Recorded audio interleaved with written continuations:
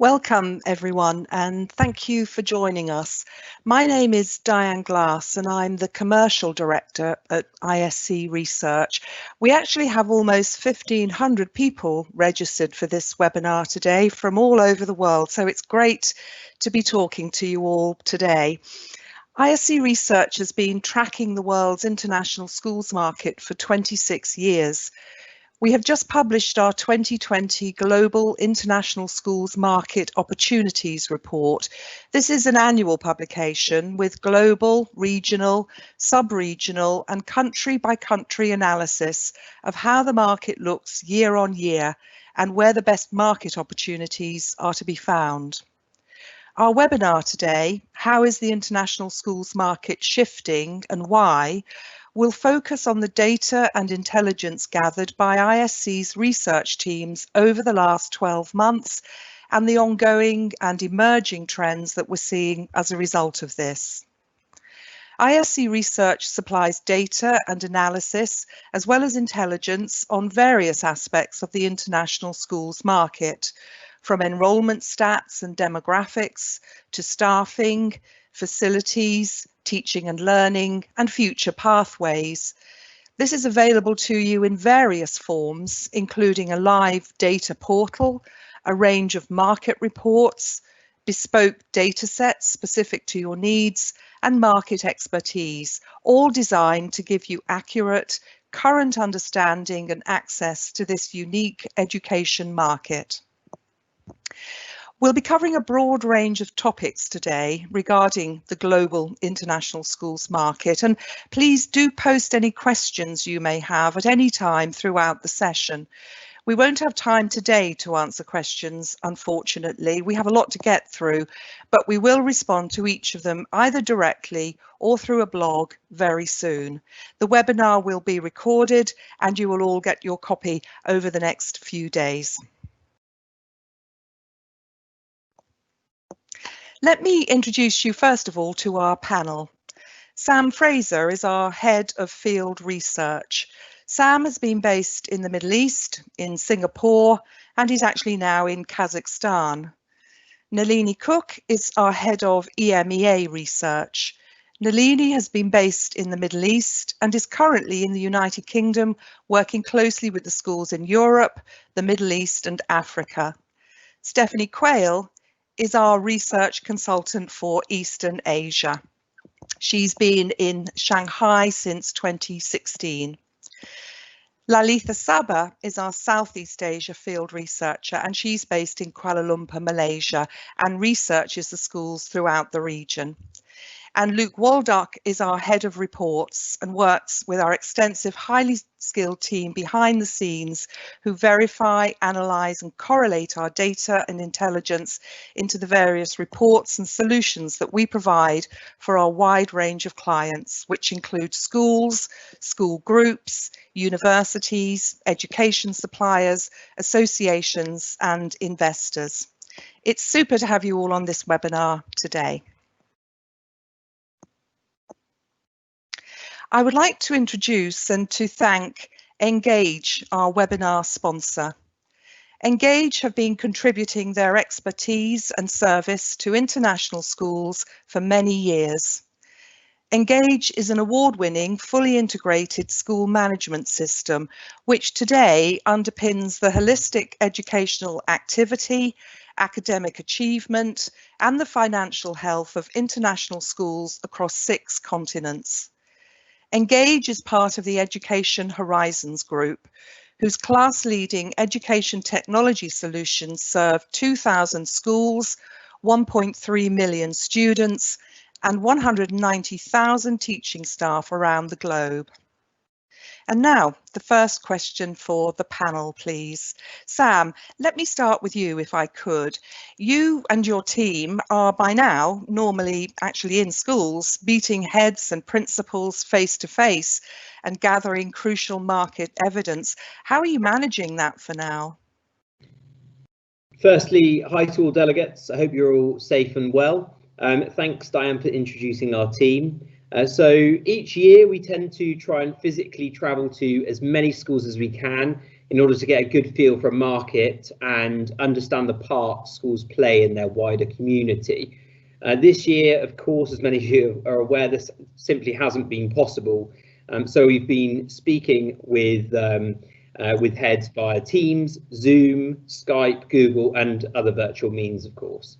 Luckily, we have a good amount of experience within the team, having people like Stephanie looking after East Asia, Nalini taking care of MENA in Europe, and Laletha in Southeast Asia. All our consultants are very familiar with their regions and have pre-existing relationships with many heads, and this has made the transition to a remote strategy of gathering market intelligence and data much easier, Diane. Thanks very much. Staying with you for a moment, Sam, many international schools, of course, have just begun their new academic year. Are you hearing about enrolment or admissions and staffing changes? And what are the other big challenges that the international schools are experiencing this particular year? Well, as many of you on the webinar will be aware, there are a good number of countries where face-to-face learning has been reinstated now, which I think we can all say is a real positive. That being said, there are many challenges to contend with, i.e. social distancing measures, cleaning strategies, government legislation adoption, site admittance restrictions, facilities usage and the lack thereof, and so on. So when looking specifically at staffing, schools are still struggling to get a minority of their teaching faculty in country, where visas have been blocked or flights are infrequent. Schools have also needed to rescind some contracts and in some extreme cases reduce salaries. SMTs are worried about the impact on recruitment and retention this coming year, where there is a potential for a larger turnover dependent on staff morale and the need to return to home countries for family ties, etc. Enrolment is averagely down, we would say, across the board with the schools that we've been speaking to, with some schools reporting anywhere from a 5 to 20% drop in enrolment. In particular, those offering an education opportunity to expatriate families in an environment heavily focused on an economic need for tourism, these schools have been hit harder. The schools with a focus on a local market are faring better, we would suggest. That being said, where schools have a good brand equity and a prestigious name, they're doing relatively well, with some schools in some of the countries we've been speaking to quoting an increase in numbers, which is sensational, really. In terms of admissions requests, the big one is, of course, fee reductions and payment plans. Other requests revolve around crisis management plans, digital safeguarding, well-being, opportunities for outdoor learning, teacher-parent engagement, and so on. So a lot for schools to contend with, Diane. Absolutely. Laletha, could I come to you now, please, and ask you, how are the international schools in Southeast Asia delivering learning this year? And what are some of the common messages you're hearing from the schools in that particular part of the world? Thanks, Diane. Good evening, everybody. It's been an interesting time in Southeast Asia region. Vietnam is one of the first schools in the region to close in February and it reopened in May. Most schools in Southeast Asia now are open as per the new normal. As Sam mentioned earlier, most schools have commenced face-to-face learning, meeting social distancing measures of the country. With setbacks of the movement of teachers and students in some countries due to the pandemic, the teaching staff members not only have to plan physical learning, but also distance learning. Distant learning, of course, differs from country to country. This is due to the stability of internet infrastructure as it varies in different parts of the region in Southeast Asia. For example, students from Singapore who used to commute daily to Johor are learning online due to the border restriction, whereas students who are awaiting visa approval or in quarantine are on a different learning model which are more towards project learning. This system works very well with older students, however, not quite so with the younger students. It's been gathered that it's been challenging, primarily by the parents, because one, parents have their daily work duties to go to. Second of all, it's language, because most parents or families in Southeast Asia, English is not the native language. Therefore, schools now are actually providing support in native language. Apart from that, schools are also providing support in Vietnamese, in Korean and Japanese. As most schools now would allocate a day or two to train parents to ensure they are able to guide younger students if physical learning is not attainable. These are some of the common messages and feedbacks from the school in the region. Thanks, Fantastic. Diane. Thanks very much indeed, Laletha. Stephanie, coming to you, if I could. From what you've been seeing this year, how do you think international schools around the world are faring compared to other types of schools? I'd say international schools, Diane, perhaps in contrast to UK schools, have reported very clear guidance and directives from their governments and local authorities. We know this is often accompanied by inspection. For example, schools in China had a 120-point checklist to get right prior to starting back this term, but they also have reported significant support. To give you other examples, I know that schools in Hong Kong have reported financial support exceeding $25 million US.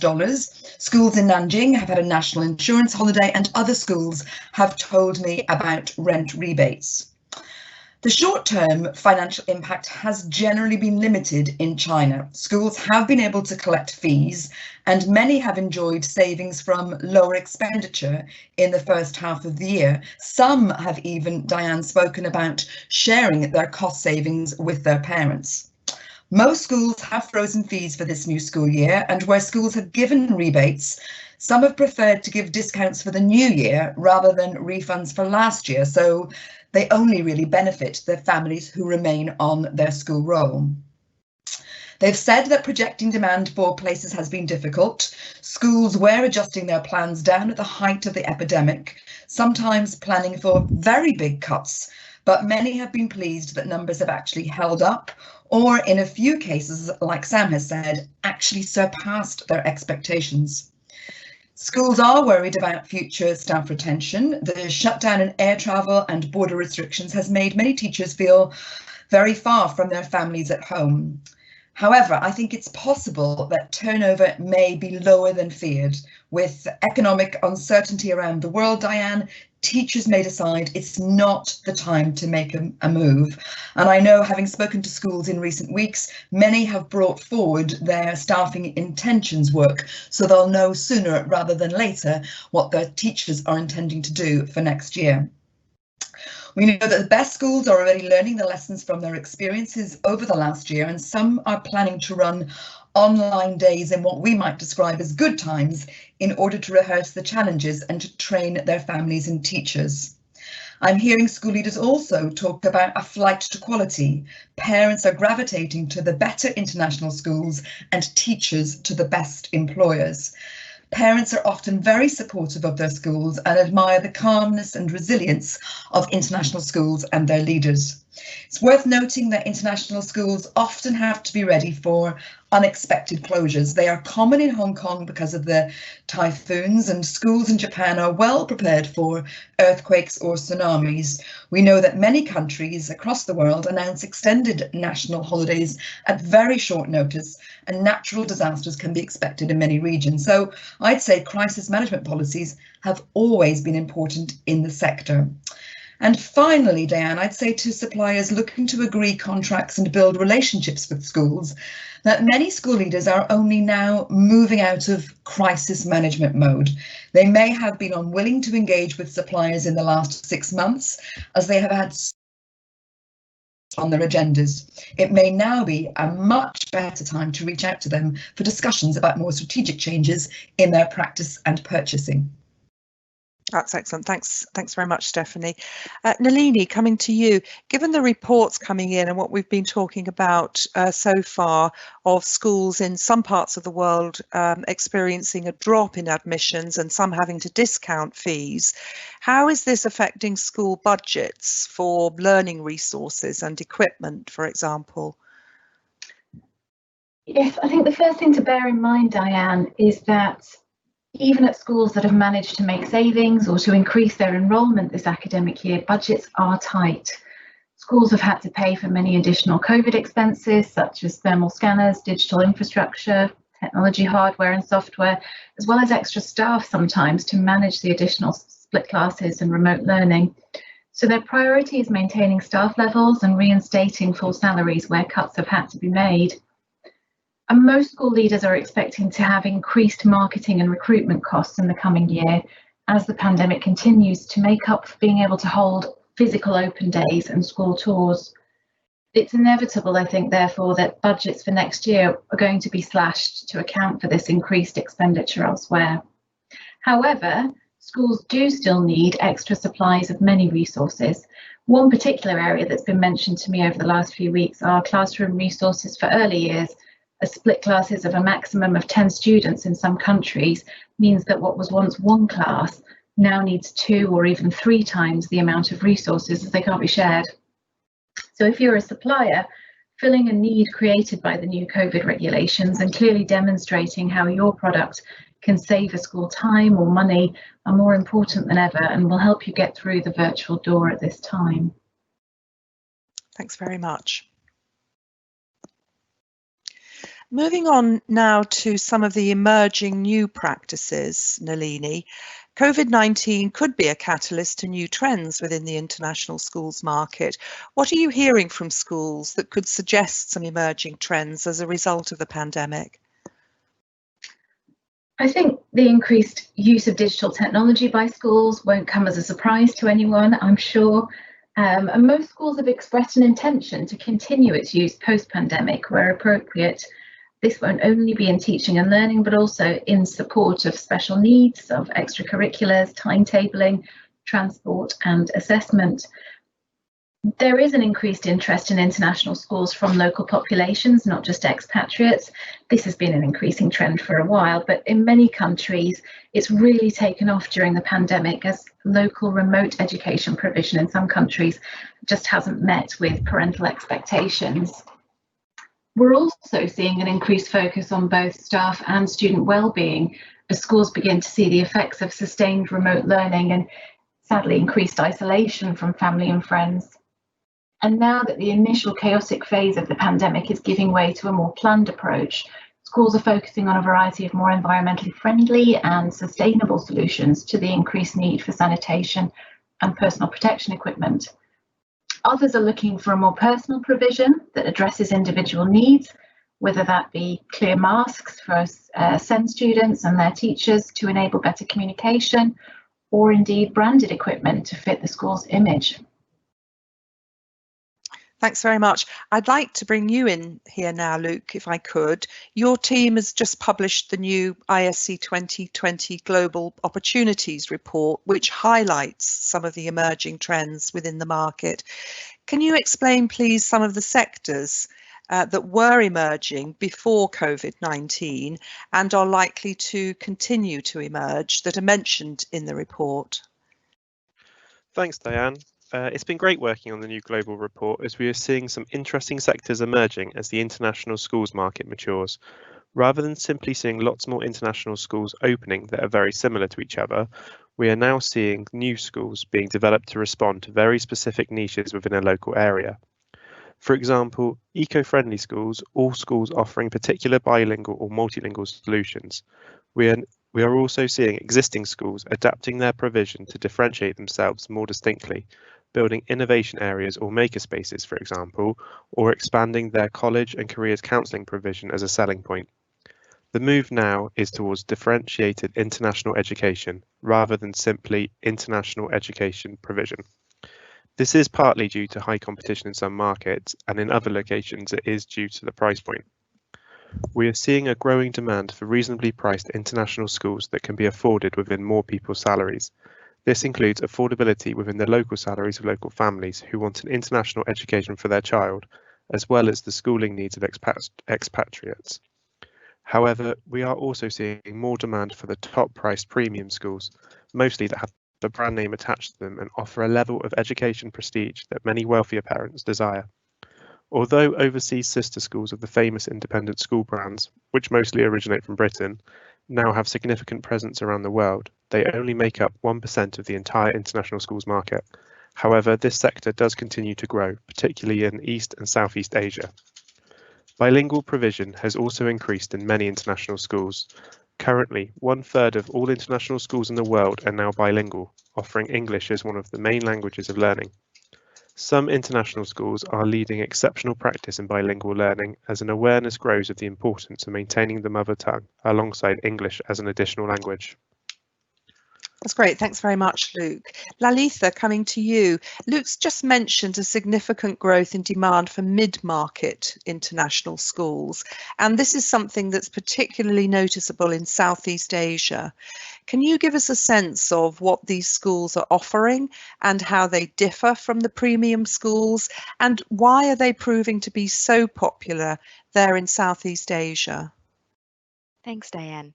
Following on from what Luke said earlier, the mid-market schools will likely see some form of growth in enrollment as a result of COVID-19. We have heard schools in this fee range attracting more students from the local education sector, especially where local schooling is seen as quite a weak offering. Examples of this are in Thailand and Malaysia. Parents will be aware of the poor distance learning strategies on offer locally versus those offered in international schools, and will, where it is financially viable, be much more inclined to source an international school for their children. This is something we have seen over the last few months. Some mid-market schools have provided payment schemes for this year to help parents spread the cost for families who are struggling monetarily. This is proving to be a popular enrollment incentive. In addition to that, parents have also seen, especially expat parents, have seen a drop in the provision by employers for their education allocation. And on top of that, a number of mid-market schools in Southeast Asia are now being acquired by education groups such as Cognita, the International School Partnerships, and Taylor's Group, to just name a few. Time will tell how this will impact the quality of education. Thanks, Diane. Thanks very much.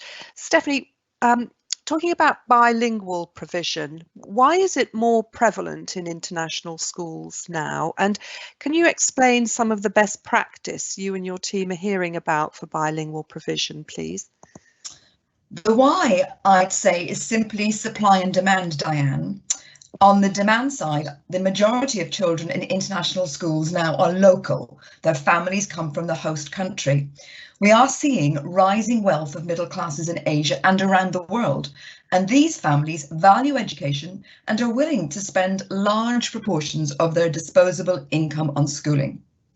I'd say these parents want their children to be fluent in English, to access world universities, and to improve their long-term career chances.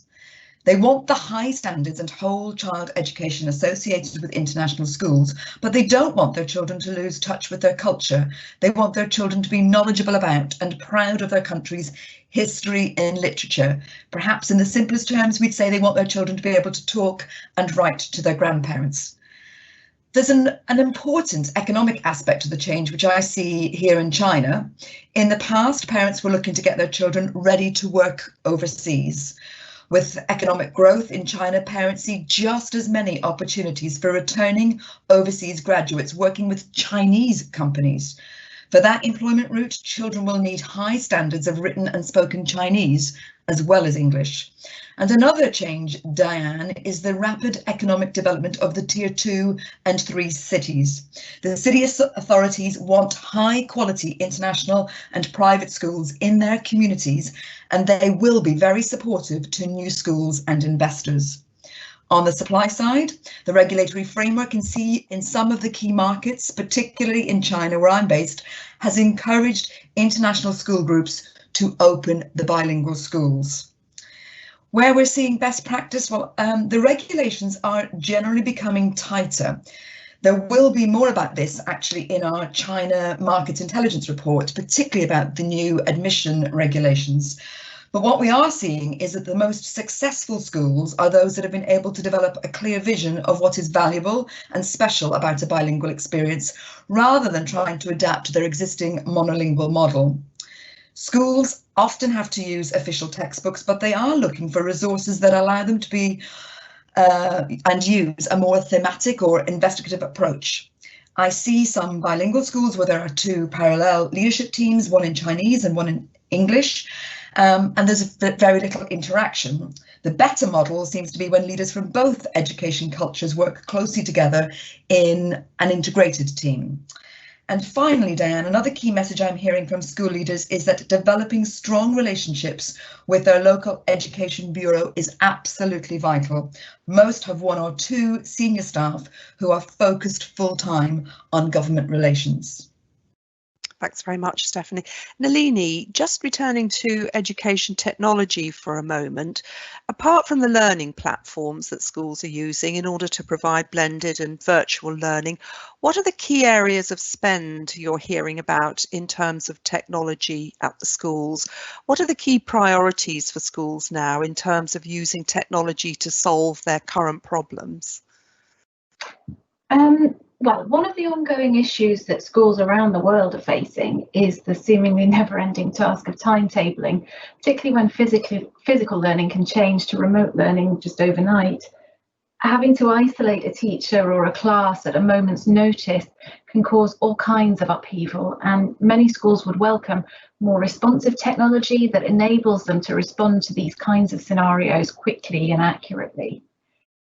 Given the increase that we're also seeing in split classes, any technology that facilitates the teacher being able to teach face-to-face and remotely simultaneously, they're also being explored and welcomed by schools. Many schools are also thinking of the longer term and at what remote learning in the future will look like at their schools, even once it's no longer a necessity. They recognise that some students have actually thrived and learned new skills, and that there are some advantages to some elements of remote and blended learning that they might wish to continue. Using digital technology for staff recruitment and professional development in a world where it's increasingly challenging to travel is another trend that we're seeing emerge in the wake of the pandemic. And safeguarding is also an increased concern, and schools are consistently looking for new ways to ensure the safety and security of their students and staff whilst creating as full a remote learning experience as they can. From our research, international schools' priorities for all elements of digital technology will continue to be value for money, intuitive use without the need for expensive setup or training, and the integration of digital technology with a school's existing systems. That's a really key one. Thanks very much. Governments vary in their involvement with the international schools in their countries. Some are very hands-off and others play a significant part. This can impact a wide range of factors within school life, from admissions to staffing, to teaching and learning, and even now to remote provision. Luke, coming to you again, in general, is government intervention in international education increasing, or do international schools have more freedom today than ever before? Thanks, Diane. Most governments around the world recognise the value of international schools to their country. International schools offer an education solution and standard that many national schools cannot deliver, and which, without them, would result in families emigrating for better education provision. This was evident in Malaysia until the Malaysian government removed their restrictions on local children attending the international schools there, and is being experienced currently in China, where some families are moving to Southeast Asia to access full international education rather than the limited version currently allowed by the Chinese government. However, this does not mean there is less government intervention. Many governments set certain requirements for the international schools in their countries, and this varies extensively from country to country. In addition, some governments adapt these regulations frequently. They can range from strict curriculum requirements to legislation around staffing, controls over foreign direct investment, admission restrictions for local students or for local students within compulsory years, standards that have to be met in order to increase fees, inclusivity obligations, cultural constraints, and more. For school leaders moving from one school to another in a different country, it can be challenging to get to know the regulations required of their new host government.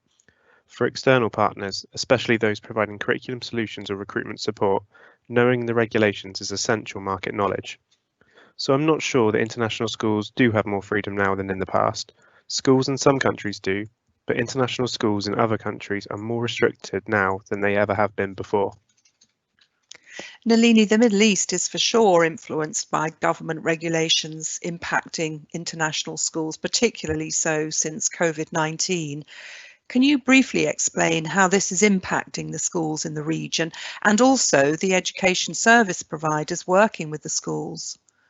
Yeah, absolutely right, Dan. It's very true that schools throughout the Middle East are experiencing heavier than usual regulation, as various regulators across a number of countries have issued extensive multiple point plans for schools to be able to reopen and physically host students, and the compliance with those plans is being regularly checked on.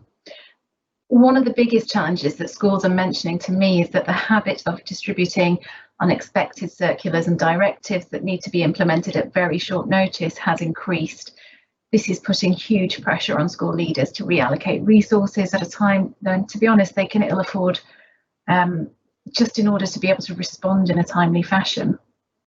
Further muddying those waters are the sometimes conflicting requirements from different regulators in one place. So in one city, you may be subject to a local regulator, as well as a national ministry for education and a national ministry for public health, and their directives can sometimes be contradictory. I think education partners should try to keep abreast of the major changes, at least in regulation, in order to understand what schools may be most in need of at a particular time, but also to help facilitate good relations. For example, currently adults not employed by a school are not allowed on school campuses throughout the Middle East unless it's after teaching hours, and that significantly restricts your opportunities for physical visits in a culture that is largely driven by personal connections and relationships. And don't forget that censorship and cultural sensitivities still remain challenging in the region, and you need to be considering those if you're supplying to the Middle East market. Thanks very much. The demand for international schools has not only increased continually for many years, but the types of families seeking out international education are changing. Nalini, can you tell us a little bit more about the changing demographics of students, and what are you hearing about the type of demand for international school education in your region? Yeah, the demographics of student bodies in international schools are indeed changing. Whilst many schools haven't been as badly hit with reduced enrolments as they initially feared, almost all the schools that we've spoken to this academic year have reported that there's been much more churn than normal amongst their student body. All over the world, we're seeing evidence of foreign expatriate employment and packages being cut or reduced by some countries, and many countries are seeing an exodus of expatriates who just can't financially justify staying overseas, or who want to return to their home countries to be near a family at this time of uncertainty.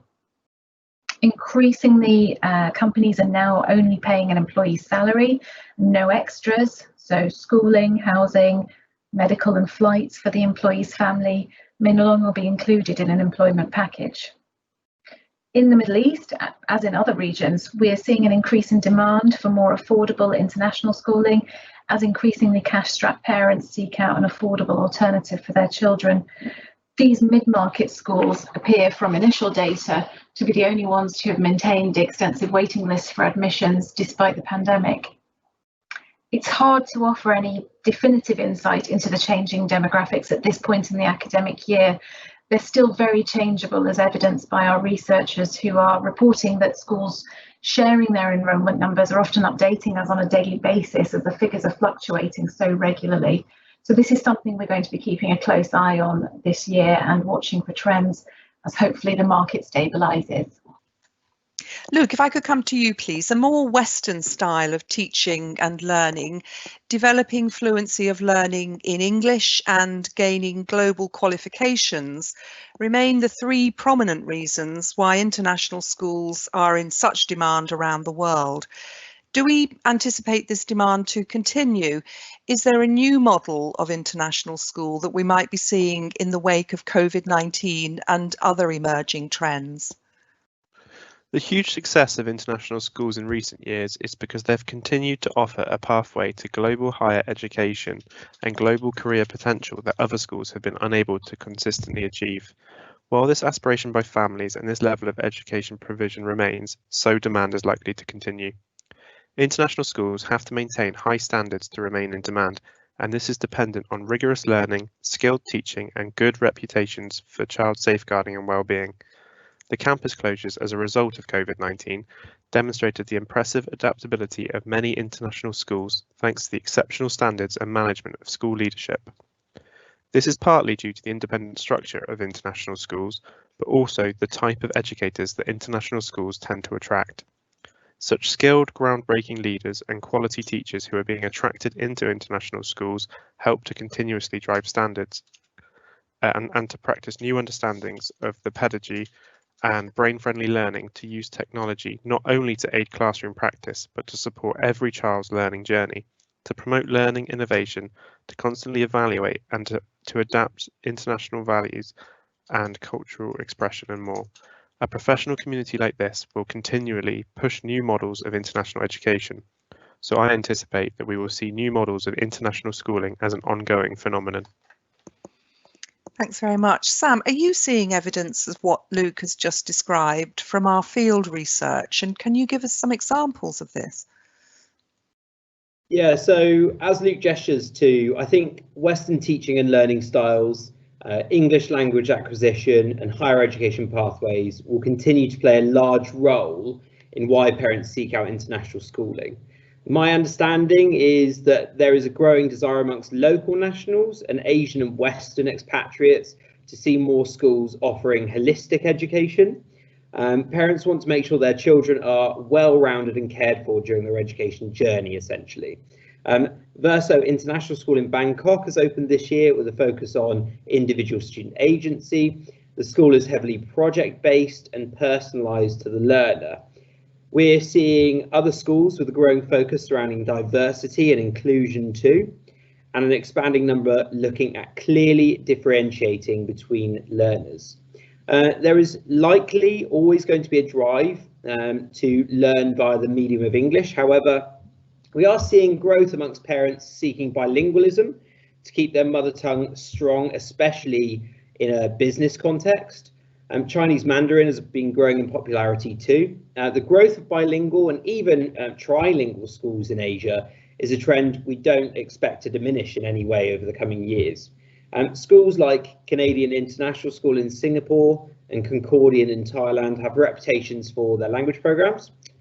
These act as huge draws for parents. Global qualifications such as the IBDP, the AP, GCSEs and A-levels will remain very popular, but that being said, destinations of higher education will continue to shift, with more students recognising the benefits of attending university in countries outside of the UK and the US. So we see schools recognising changes in higher education enrolment, with the likes of ISS running a university fair in Singapore for Japanese universities as one example, Diane. Okay, thanks very much. ISC Research's field team will personally meet with some 450 international schools this year and will carry out remote and telephone interviews at as many more. Sam, from what your team are hearing from school leaders right now, what is your key message to schools, school groups and associations listening to this session about the market that they're all such an important part of? Well, firstly, I think it goes without saying that the market has been extremely tough over the last 6 to 8 months. There is a potential for difficulties to prolong over the coming academic calendar as well. That being said, the majority of international schools have, I feel, handled the pandemic very well. And through this period of adversity, they've definitely increased positive perceptions amongst parents who are now more inclined to review the international schools market. As an example, we've heard from head teachers in the likes of Thailand that parents are moving their children over from the national system to international schools because of quality provision, tech, and the ease of adaptation to new models. As a silver lining, this period of difficulty has allowed international schools to differentiate themselves in many respects. In the short term, premium schools may well benefit from local parents switching from an international boarding setting, as I think it's been mentioned by a couple of consultants so far on this webinar, over to a local international school. Heads have been reporting a growth in enrolment because of this. However, it is yet to be seen whether this trend will continue in a post-COVID market. There is a feeling that enrolment drops have not been as bad as initially expected moving into this current academic year. There is a sense that schools will come through this pandemic with a better community spirit and an improved understanding of how technological adaptations can be made throughout a curriculum to enhance what's on offer. Schools have described using COVID-19 as a catalyst as well to reflect, and whilst key decisions are being made surrounding the likes of crisis management, teaching strategies, technology and so on, this is giving schools an opportunity to consider on a wider scale the ethos of the school and how education should look for today's learner. So certainly student agency, holistic learning, proactivity, entrepreneurship, adaptable times and spaces, what else? Remote learning, and much more are being considered in the wake of the current climate. Diane. That's really interesting. Thanks very much indeed, Sam. And Nalini, we have representatives from education suppliers and service providers and from universities and other external bodies on this webinar today. Based on your close engagement with the international schools right now, what's your key message to these companies, organisations and institutions during this unique year for education? I think it's important to know that many schools are still actively seeking support in a variety of areas. So things like digital technology, well-being for staff and for students, sustainability for their assessments and pathways to universities. These are things that have been made more challenging with restrictions on physical presence and travel, but schools still need that support. Do try to understand as an education provider that this is a challenging time for international schools right now, and their time and financial resources may not be what they were in previous years. So any solutions that can help schools work with their revised budgets and resources are of course really welcome. Many schools are also conscious that they might not get the chance to interact with education suppliers in the same way that they previously used to at conferences and exhibitions. And they're very open to setting up online meetings and demos, which will go some way at least to plugging that gap. But I think the most important message that I'm hearing from schools, though, is that of resilience and of moving forward. Education partners who can support schools in this mission are always going to be welcomed in the international school world. Thanks very much. Before we finish, I would like to tell you all a little bit more about how ISC's unique international schools data and market intelligence might support your business or organisation's strategic engagement with the market. As well as the annual Global Opportunities report that we've talked about, Luke's team publish a wide range of country-specific market reports aimed at those seeking to invest in or supply into key countries for international schools. ISC's benchmarking reports are also produced by Luke's team, and these provide independent data to accurately inform your school admissions, recruitment, and school business planning. ISC also produces a range of free resources that are valuable for everyone involved in the market. These include specialist reports that focus on a wide range of issues, from recently pathways to higher education, to use of education technology, inclusion practice, diversity and well-being. ISC's live international schools databases are used by hundreds and hundreds of educational suppliers and universities around the world to identify and understand the international schools and to connect with their key decision maker contacts at the schools in order to inform and improve marketing, sales and recruitment strategies. ISC publishes the free and online International School Leader magazine 6 times each year, with all its features aimed at sharing best practice and practical solutions to international school challenges. And we host the hugely popular International School of the Year Awards, now in their 6th year. And amazingly, considering the year we've just had, we have just received over 300 applications for school initiatives implemented during the past year, and there have been some truly incredible initiatives this year, however challenging the year might have been. The winners will be announced in January.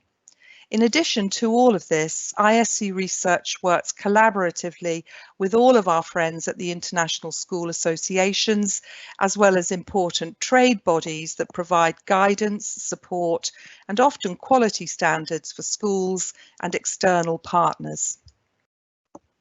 So that brings us to the end of today's session.